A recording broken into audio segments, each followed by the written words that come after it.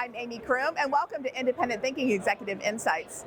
We are here today with Liebert, Tom Admire from Electrolux. How are y'all guys doing? We're doing great. Good to have you in the booth today. Good, wonderful. We are so excited to be here. So it's been a little while since we've been able to get together and chat. So tell us what is going on with Electrolux right now. What's new? Yeah, it's 6 months, I guess, already. Yeah, right, since we've already. seen you. So yeah, it's nice to be back in the field and starting off a new year, and a lot of things going on at Electrolux. I think most importantly, we've got some new leadership changes. Okay. So new CEO, new CFO. So I have a new boss. So that's always exciting. But actually, that transition has been really nice.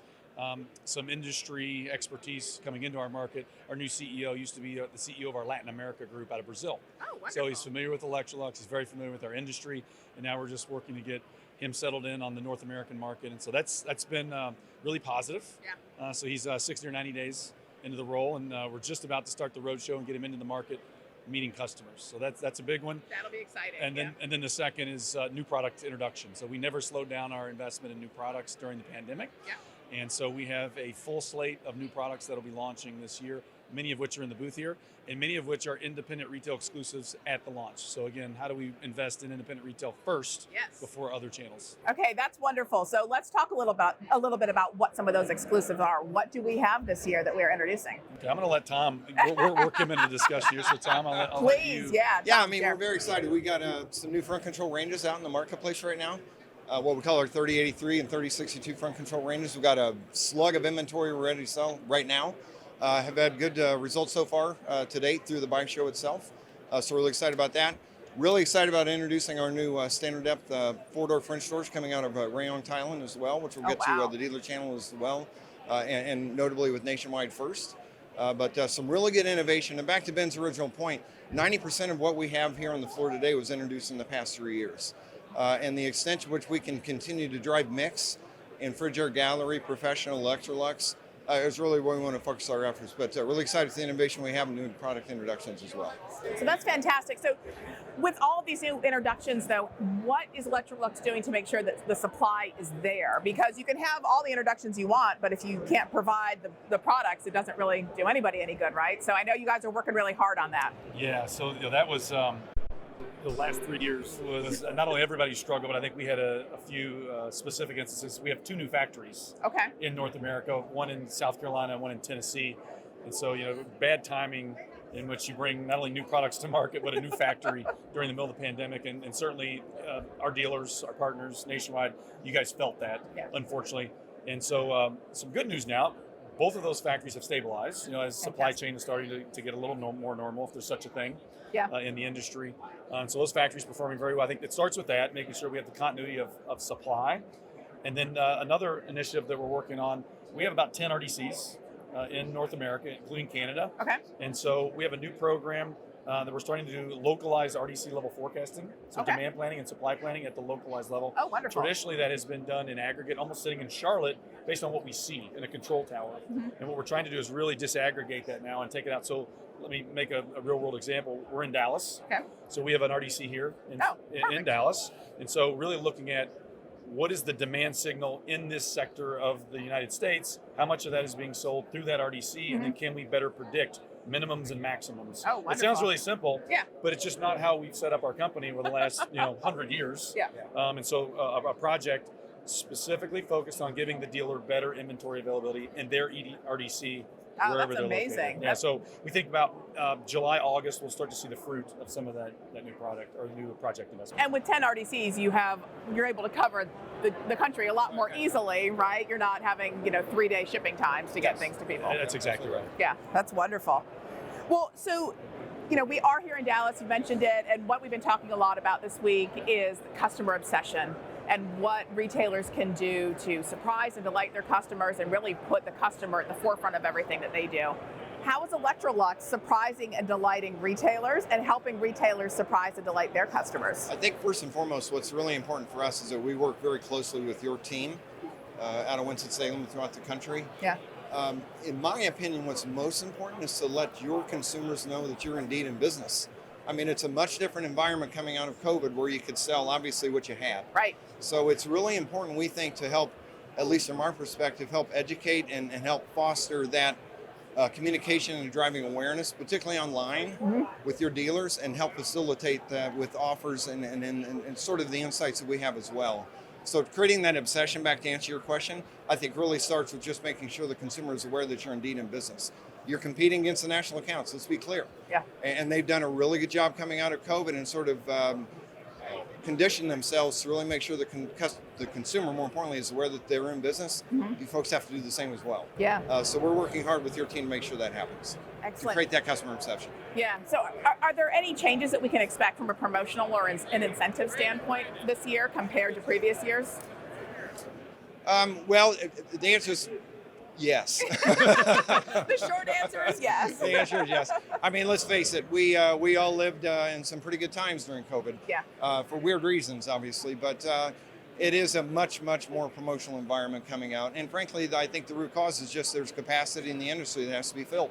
Yeah. And when that happens, then we have people exhibit poor behavior, unfortunately, and we have to be along for the ride. So yes, without question, there's more heightened promotional activity. Hopefully there is a degree of responsibility with that, but without question, it is indeed much different. I want to add a few things there, just to piggyback on that a little bit. I think it starts with this channel, consistency. We've been talking to a lot of the dealers in our one-on-ones and dinners and meetings. So our goal this year is to provide much better consistency from a pricing standpoint to the dealer, to nationwide. And our goal is to do that in almost quarterly blocks, 3-month blocks. Oh, okay. So that there's just this dependability on what is the dealer cost going to be, regardless of what happens promotionally. So I think that's a really important point. And then secondly, yes, it is a more promotional environment. We're entering into perhaps a recessionary environment. Right. And so I think you're going to see those prices come down in the marketplace in general, as you do in recessions. I think the key for us is to continue to say, how do we provide value with one another?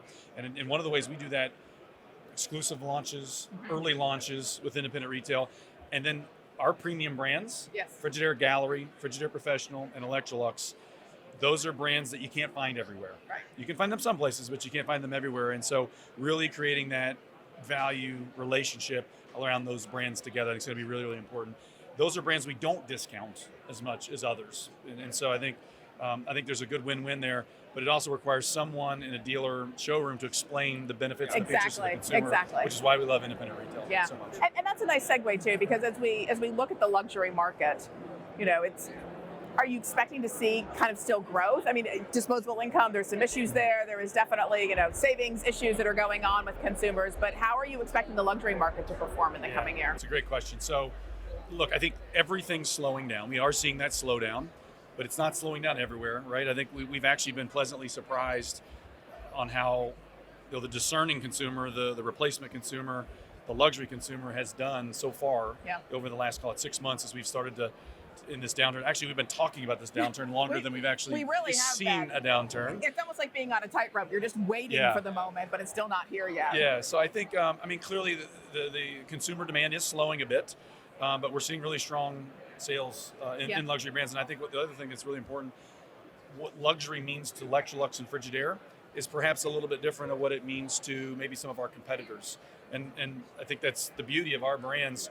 Our goal is to innovate right in the middle of the market, really to bring value to the consumer in the middle of the market, which we think in a downturn that actually serves our strategy very well, because these are brands that are still achievable and attainable to consumers. Luxury. Everyday luxury. I think that's a great term. Maybe we'll steal that one. Feel free. Yeah, I know. Hopefully you don't have that trademarked or licensed or anything. So, but that's a little bit. I think maybe the other piece too is. We are seeing some segments of the market show life, especially southern states, right? The smile states.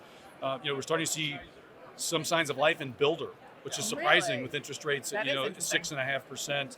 And so I think that will be an interesting one to keep an eye on over the next, call it 1, 2, 3 months.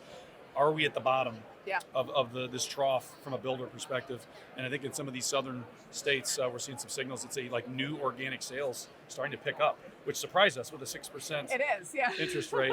And then I think the last one, and I'll let you move on here, is as inflation continues to be an issue, as interest rates are high, consumers are essentially locked into their homes. They're locked into these mortgage. I have a 3% mortgage. I don't know why I would move to a 6.5% mortgage, but I still want a nice house. I still want to feel great about where I live. And so that reinvestment into our homes is a big thing. So this remodeling boom is here to stay. I agree. Regardless of all those things. I agree. After spending 3 years in my house and more time in my house than I did previously, you start to notice all those things, right? Like that refrigerator that was fine when you were only, cooking a couple nights a week. Now you're like, I'm cooking 6-7 nights a week. I want to have something that's, bigger, that's better, that has more features, that works for my family. Yeah. That's right. That's good. All right. So as we wrap up, what can retailers do to better engage with Electrolux and with your team in the coming year to take advantage of everything that is going on here? I think that's really the onus is on us, quite honestly. We know we have heavy competition out here in the marketplace. So what we can do to better engage with you folks and ultimately with your consumer, as I mentioned earlier, just making sure we stay heavily connected with your team. Really pleased and impressed with the leadership team that you do have. But I think it really goes back to blocking and tackling. What are we doing every day to make sure we get consumers in your stores and help close them? Yeah. And we got to bring the right tools to help make that happen with them as well. Wonderful. Can I add one thing? I think, just to hook into that, I think for 3 years we had this heavy investment cycle at Electrolux, 2 new factories, and we were in a lot of ways just kind of defending our turf for 3 years. We are in growth mode, and this is the part of what we've been communicating to all the dealers. All this new product, Tom mentioned it, about 90% of everything in the booth is brand new, and so high vitality in our new product. And so we are really leaning into this channel, leaning into growth. It's about time for us to get back to business, and I think that hooks in nicely. It's on us to provide that value to the independent retailer. And so that's a little bit, despite whether a recession or a downturn, we're going to go grow our business with Nationwide this year and beyond. And that's a little bit what's on our mind. Wonderful. We can't wait to see more. Thank you very much, Ben Liebert. Tom Admire, thank you for joining us here. And thank you for joining us here on Executive Insight. Stay tuned. We've got a lot more coming.